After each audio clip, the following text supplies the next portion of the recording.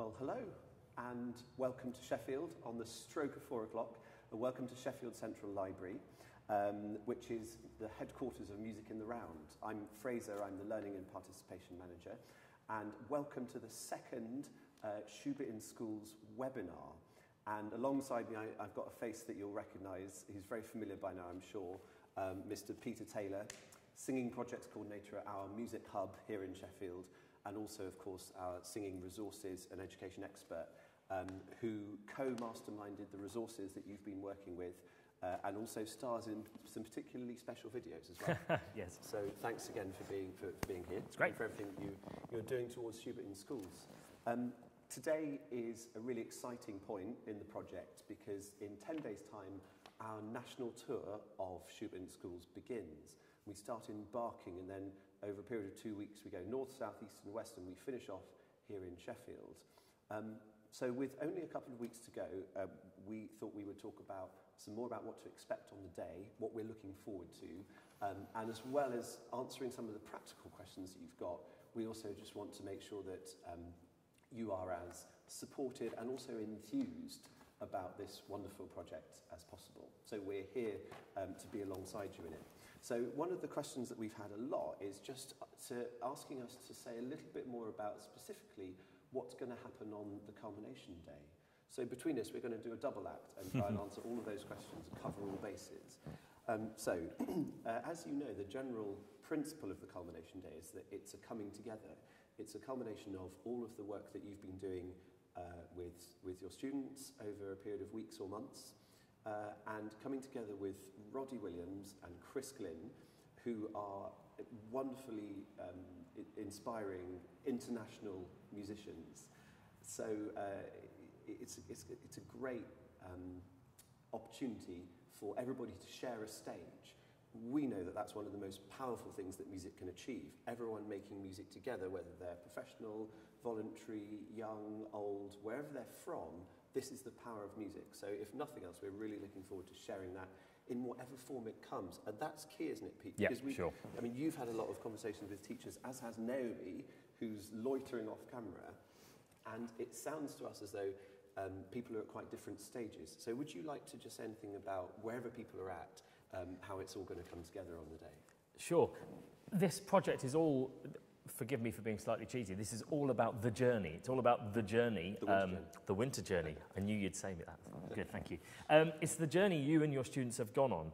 As it says in our resource pack right back at the beginning when you first looked at it, we're not expecting this music to be familiar and comfortable for the majority of secondary school children. It's not going to be.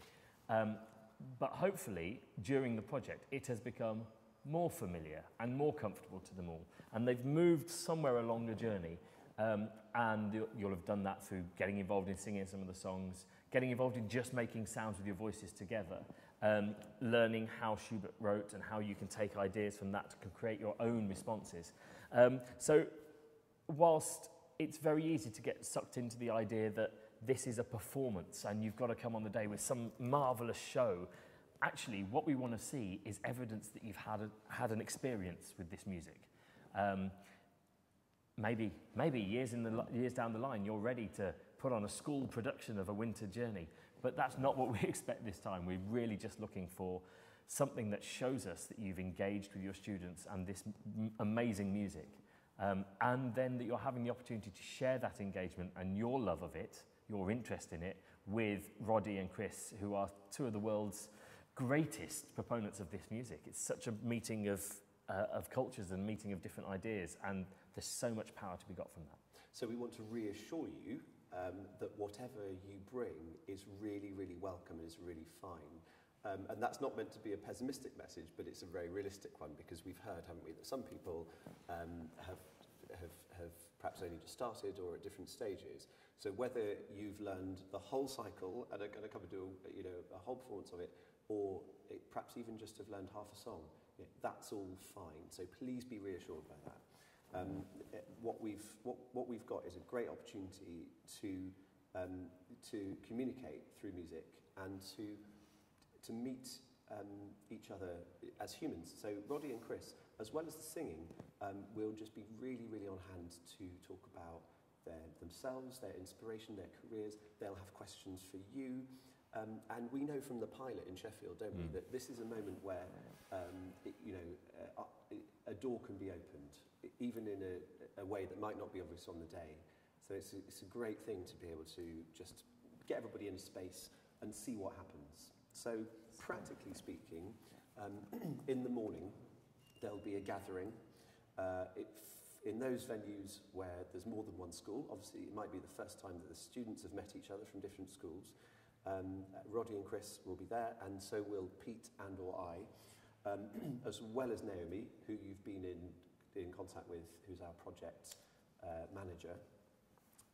So in the morning it'll be introductions, conversations, warm-ups, rehearsals, and just generally different things, getting to know you and getting comfortable in the space. Yeah, kind of a workshop situation, really, one that helps everyone who's there, wherever they've come from, to feel together and feel some ownership of the day. And then there'll be lunch, which is the most important thing. In fact, one of the questions we've received is, what do we need to bring? Well, really very little, but lunch is important, so make sure you've got your sandwiches with you. Yes, there'll be space. There'll be space. Eating it. Good. And to leave things. So all of the practicalities of bags and things will all be taken care of. And then after lunch will be the sharing, and it's definitely a sharing, not a performance. So this is where each element comes together. So your compositions will be aired, as will the songs, the joint songs, and then Roddy and Chris will perform some of the songs from Winter Journey as well. In most cases, this is an event that is open to the public, and you might have invited parents and families, etc. In other cases, it might just be within itself, but either way, it's just got a bit more of a shape to it in the afternoon. So morning is preparation, afternoon is culmination. And one of the things that will be happening at that is that our digital media gurus, Soundhouse Media, who are bringing this very broadcast to you, will be there to film and record all of the content. So all of the compositions, all of the singing. And as you know, the plan is after the project to upload all of that to an online website, portal, where it can all be enjoyed and watched, so we'll have a legacy of Schubert in schools around the country. Again, don't feel pressured by that, because we can absolutely go with what's there and just make sure that it's a really good celebration, really enjoyable outcome. I'm going to not drop my questions. So you will see filming, you will see cameras and things. We might also be asking you and possibly your students for their responses to what happens as well. Naomi's going to take care of permissions with you all, so don't worry about that. But at the start of the project, we did say, I think, that would be happening, and that permissions, I'm sure many of you got in place already. So anyway, all that's to follow. That's a really exciting opportunity. And is there anything else that everyone needs to bring or prepare for on the day? I think you know where you're up to in terms of the songs. What I definitely think, although we're not aiming for a performance, we are aiming for a sharing that recognises some of the elements of performance, I think. So when it comes to the songs that we're all singing together on the day, or the song that your class or your classes are singing together, we're really not looking for rattly papers all the way through. That's a problem. So ideally, your students will have got those words in their heads. I'm a realist and realise that might not work for some students. There might be particular needs for some to not be able to have to have it remembered. But we're working on trying to get something, some kind of projection, some kind of screen in each of the venues. We're not certain that's going to happen. And of course, what we can't do is project any words that you need for your composition unless we get that very far in advance. So maybe flashcards, something that you as a teacher can sit on the front row and just give a little prompt for what's coming next, which might not even be about words. It might be the structure of which bit of their composition comes next, just to help that flow as fully as it can. And something else that's really important, actually, you'll have the chance for your students to chat with Roddy and Chris. As we said, internationally known, particularly for this music. And a really interesting opportunity, I think, for your students to think about what that means and find out what that means and chat with these guys. As well as being such incredible musicians, they're also two of the nicest human beings I've ever met, I think. So you'll have a really a lovely conversation with them. Maybe prepare some questions. That would be a great thing. I think it feels like a real pleasure for us to be able to make these introductions so that lots of different musicians are sharing a space. Yeah. That's what I'm really looking forward to. So I think we've definitely mentioned lunch enough. Lunch is important. Don't forget lunch. So do bring lunch. We've had quite a few questions about the composition, any boundaries in terms of how long the composition needs to be, or whether it has to be for particular instruments. Andy can't be with us today, unfortunately, but I think between us we know we can give you as much information as possible. So. Well, it's a very simple answer, really. It doesn't matter. That's the answer. Your composition that you've created with your students, we're expecting a whole bunch of very, very different things. So if your composition is, I know, for example, one of the schools has produced a rap and they're going to bring a backing track. That's fine, by the way, we have the way to play that. And the students have created a rap that's taking inspiration from the music. Fantastic. That's great. Your composition might be a 30-second soundscape. Your composition might be a song with a fully arranged piano part. If you've got that, you can, of course, ask a truly great pianist to play it for you, but you will need a score from you. Bring the score, and we can ask Chris to play it for you. But there's absolutely no expectation as to what that composition will be. It's a response by you and your students to what they've learnt through this project. And we're really looking forward to finding out what that response is. And if there's a dozen schools, I'm expecting a dozen really, really different responses, and that'll be fabulous. Yeah, when we did a pilot of this project 2 years ago, we had no idea what was going to come out of it. And Naomi, I think we have, haven't we, shared with the teachers the videos from those first pieces. So you might well have watched these already, and if you haven't, really strongly recommended. The two kind of rap-influenced pieces that our two Sheffield schools came up with, they were achieved in a very short space of time, 2-hour-long sessions. 2 one-hour sessions created that piece of work. Yeah, so if you go to our YouTube playlist, you'll be able to watch them on there. So it really, you know, admittedly that was with Andy, but you know, that's just one example of what could be done. So much of, you know, all of his techniques are in here. So, you know, do go back to that if you need a second look. So yeah, we're just looking forward to seeing what's there, really, aren't we?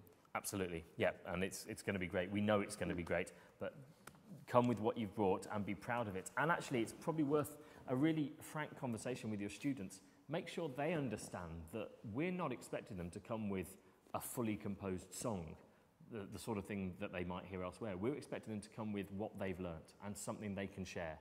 And they will feel more confidence in that if they understand that we're not necessarily expecting a fully formed item. I think Absolutely. that's good. Whatever's there is really, really welcome. I think that's the key message. Yeah. And then, so if anybody's got any more questions about the composing element, do send them in now. We are live, and Naomi can feed them to us, and we can answer them as best we can. So do that if you need to. And is that naomi@musicintheround.com?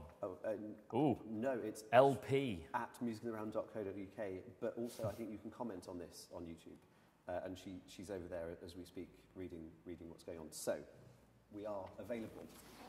What about the singing? So this is your particular field of expertise, and I think one question was about warm-ups and whether they're important to do before the day or whether we do them on the day, and whether there's anything else about things that people can do to increase singing confidence and to make sure that the singing on the day is the best it can be. Anything for these last couple of weeks that you would recommend?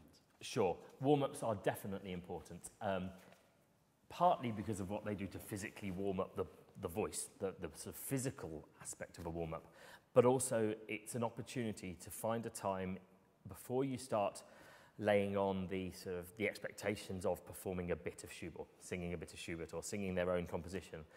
It's an opportunity to find a time to have your students feel confident in their own voices, to experiment with the sounds they make, to just have some joy in making sounds together as a group. And as you'll recall from the resource pack, working through the idea of a bit of chant and some simple songs that just get that sort of community cohesion in the voice is a really strong part of the warm-up. Hopefully by now you've moved some way along that journey, but it's, yeah, absolutely key, and we'll be doing some of that on the day. Will definitely be some singing games, some exercises that bring everyone together, working as a group. So please, yes, keep warming up, check back in the book for all sorts of great ideas there and the video resources you've had already. Do watch the videos. Pete fantastically demonstrates quite a lot of resources, not warm-ups. Yes, there's some things there, good. So as for the confidence of your students, I'm afraid it's down to you as the teacher to inspire them with the belief that their voice is valid. And I believe this really strongly. If you give the tiniest bit of ground in the lesson to let them believe that it's okay to say, oh, I can't sing, they'll take it and run with it. You have to show them that every voice in that class is relevant and is good. And that's where playing and experimenting is really powerful. But you also have to inspire them with the confidence that what we want to see is that journey. It isn't about, are you a good singer? It's about, have you learnt some things as you've gone through this process? Have you learnt something about yourself as you've gone through this process? I think I've just said it all, but it's worth checking page 6 of the resource. That first paragraph there about the Schubert in schools bit, that just kind of wraps up everything I've just said about that. It's about the journey. It's about the pupils feeling confident in their own voices. And it's about what you've managed to do and being proud of that, and you show them you're proud of that. I had a very specific question, and I've got a very sort of specific response, actually, which is simply, what if my students are nervous and tense and uptight about it? And I'm going to go slightly off-piste here a little and suggest that actually one of the benefits of group singing is that it forces us to control our breathing. And one of the main things it does is it makes us breathe in quite quickly and exhale quite slowly. Because if you're singing through a long phrase, that phrase is the air coming out of your body quite slowly, and then you breathe and then you go again. And that process slows down your heart rate. It slows down your heart rate, which allows the muscles to release. It allows some relaxation, some loss of stress. So getting the singing working on that pattern is really good. But I'd even suggest if your students are feeling nervous about singing, spend a bit of time on some really simple breathing exercises with them. And there's the concept of I always say the words in the wrong order, the stress-busting belly breath cycle. There you go. Say that 10 times quickly. Stress-busting belly breath. Yeah, there could be a warm-up there as well. And if you just want to take a breath in for 3 counts, breathe in. And of course, that's a musical activity as well. But just that process of in for 3, out for 5, slowing down the out breath, slows down your heart rate, releases some of the tension. And it's brilliant. It's genius. It works. It will it will calm the room down. There's even, I'll ask Naomi to post this maybe as a thing at the bottom of the video or an email out. There's a simple backing track available that talks you through that concept. And it's on a 4/4 pattern in the music in the background, with that thinking of counting for 3 and 5 against 4/4. So there's a musical lesson to be learnt of that as well. And there's a website where that's a freely available streaming track. And it's worth saying that, here's a glimpse of the value of this project over and beyond what happens on the culmination day. This is about well-being, it's about good health, it's about things that can be done every day to enable our young people to be more healthy, happy citizens. We know that the legacy of this project can keep going and going, so I think, don't see the culmination day as the ending of this, but maybe just the beginning. Feel free to use all of these resources to keep making music together, but to keep growing together as well beyond the next few weeks. We're going to have a final one of these, you'll be glad to know. Put the date in your diary as soon as we send it out. And one of the things we'll look to do in that is to explore ways in which these resources and this music can have a legacy, and we want to really work with you on that. So that would just be both something that we've got some things to say, but also a question for you about how you'd like to do it and how we can support you. But I just think the value of music in terms of young people's good health, I think, is just really, really important to just reiterate, really. Absolutely, absolutely.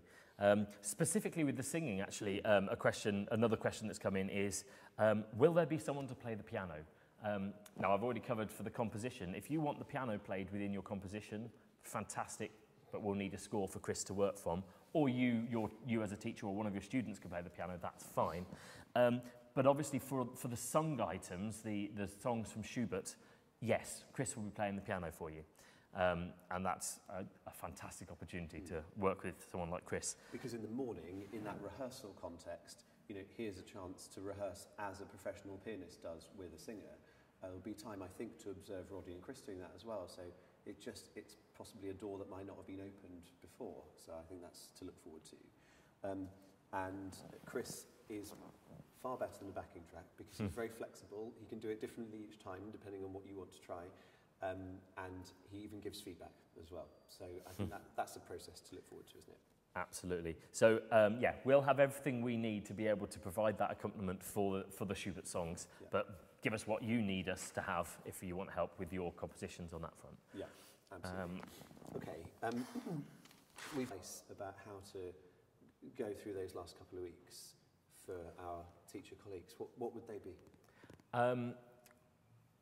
I would say that it's worth really thinking carefully about how you can chunk your lessons up. So I would suggest it's not all that helpful to spend a whole session on your composition piece and then think, we'll do the singing next week. But definitely to try and mix that in as much as you can so that you've got short spells of singing, short spells of how you're working up the response.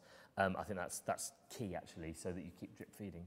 The other thing is to notice just how straightforward, structure-wise, some of the Schubert songs are. I did a session in a school here in Sheffield last week with The Linden Tree, which is a song I know really well. And I'd never really thought about it properly before, but I realised that 3 one-bar phrases make up 2/3 of the song. So if you learn 1 bar, you can sing it 8 times in the song. You learn 1 other bar, you sing it another 8 times, and 1 other bar, and you've sung 2/3 of the song with tiny phrases. And lots of the Schubert songs have that sort of pattern because they are so sort of folk-like in a way. And breaking the song down and giving very sort of bite-sized things to achieve. So I had that class, it was The Linden Tree, and I had that class singing that first 1-bar phrase every time it came up. They didn't have to sing anything else. They could join in if they wanted to, but they didn't have to sing anything else. And we just highlighted it on the score as it moved through on the whiteboard. And they sang that phrase each time it came. And that's a confidence. That shows that actually you've learnt. You're singing to the end of the song already, even if there's that little bit in the middle you need to work on. So I think just be savvy with rehearsing. Don't get drawn into that trap of we've got to start at the beginning and sing to the end. Get in there and find the ideas. Because whatever we do on the day, particularly in the morning, we've got that flexibility, we've got that opportunity to work with what's there, haven't we? Yeah, absolutely. And to put it into context so that it becomes more than the sum of its parts, as it were.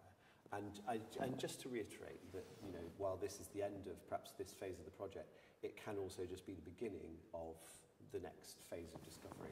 Sure. You've just been handed a question. I have just been handed a question. What have we got? Before I come to it, I just want to go back actually to that one. Oh, yeah.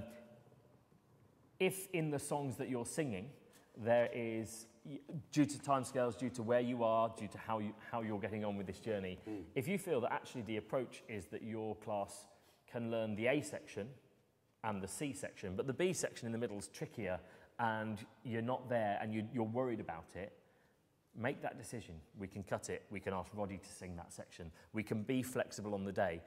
You can choose what's going to really work for your students to be able to feel dead confident in what they're doing.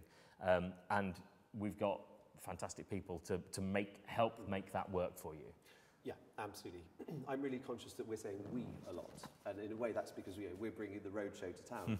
But actually, in my mind, this is about you as teaching experts and us as music education experts, and Roddy and Chris, of course, as the world-class musicians, coming together and feeding off each other and learning from each other. So we've got a lot to learn from you on the day, and there's going to be that wonderful sense of everyone bringing what they've got and putting it together.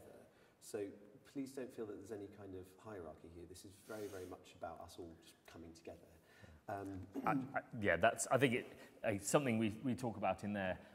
Whilst I know quite a bit about how to sing with pupils, and Andy knows an enormous amount about how to compose with students, you know your students. And you are the expert in the room at what's right for your students. And that actually, I think, if there is any hierarchy, the students are at the top of it and your knowledge of them is alongside it. That's actually the most important, because this is about music and young people. So, absolutely. So what have you got on your... My question here is, what if I'm the only school at the culmination event? There's a couple of the events where we've got one school. Should we shorten the day? The answer is no. The whole principle is, in the morning we have all this amazing creativity time, and that's when we can really work with you. You get the experience of meeting and chatting and working with top-level musicians. Don't worry. If you're worrying that you feel like the 2-hour rehearsal in the morning is going to be just too much when there's just your school coming, it will be fabulous. It will be a fabulous sort of meeting of minds, and you'll have a great time. It just means that some things we can go into in more depth or in a different way.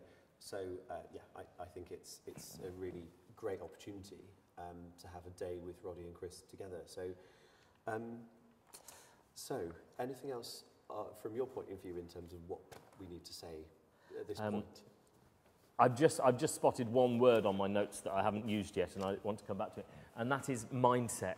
There's so much can be achieved through this project with your mindset, and instilling a mindset in your children of, this is something we're learning, this is something we can do. We may not be doing it yet as well as we'd like to, but there's somewhere to go. And there's loads in there in the section about why won't my class sing. Please really have another read through and think about that. Your class will sing. I'm sure, hopefully by now, I'm sure they are all singing. But whether or not they sing to the level you'd really like them to is down to what's going on in their confidence and in their minds, and there's so much work to be done around the sort of growth mindset, and music is amazing for that, and that skill, that attitude will carry through into every other part of their lives. It's really key. Well, there you go. That's a pretty good message to end on, so thank you very, very much indeed. So what will happen next is that you and Naomi will almost certainly be in contact over the next 10 days or 2 weeks to sort out some of those final details, and any more questions or topics that you want to raise, we can still have an email exchange or even a phone conversation, so the lines are open. And I would just like to say 2 more things. Firstly, that Music in the Round's mission is to bring people and music closer together in all the many and varied and exciting ways that it can mean. And in order to keep doing that beyond this project, firstly, we want Schubert in schools to have a longer life than just these next couple of weeks. And secondly, we always want to be tailoring those projects as closely as possible to what teachers and students, children, young people want and need. So it's really important to us that you feel able to communicate as openly and in as much detail as possible about this experience, this process, if you want sort of a Lord Sugar kind of word for it, not that you might not, and then about how we go forward. So we will be doing an evaluation process, and we would really love you to take part fully in that, please. It would be very, very valuable. You can send any thoughts you've got at any point, but particularly on that series of questions, we just really look forward to good answers from you. So thank you. Anything you've got to give us would be great. And then the last thing to say really is that it feels like we're all pioneers here, because very, very few young people get to know Schubert. And when this project first came up 2 years ago in Sheffield, I think you and I both got looked at, didn't we? And said, absolutely. Yep. But actually it was incredibly successful, partly because it was such an alien concept. But actually it's not, because the themes are universal, the language of music crosses borders and boundaries, and actually everybody from wherever they're from and whoever they are can find something in this music. There were so many stories, weren't there, from that first project, where young people who you'd never have, at the start were completely kind of what's that all about? You know, by the end, they'd really found something, or something had changed. So, and here we are. There's still not many young people who get Schubert, but we're changing that. And actually, it's just getting music, and I think that's so valuable. So Absolutely. thank you very, very much to all of you for being part of that and for championing it in all the ways that you do. We really look forward to the next couple of weeks. Whatever happens, it's going to be great. And I'm sure it'll give us lots to work with beyond that. So thanks a lot. Enjoy the next couple of weeks. Keep in touch. And we, along with Naomi, who's been off camera, but you'll meet her on the day, and Sarah and Roddy and Chris, of course, really look forward to seeing you on Schubert in schools before long. So thanks again, and bye for now. Thank you. Bye-bye.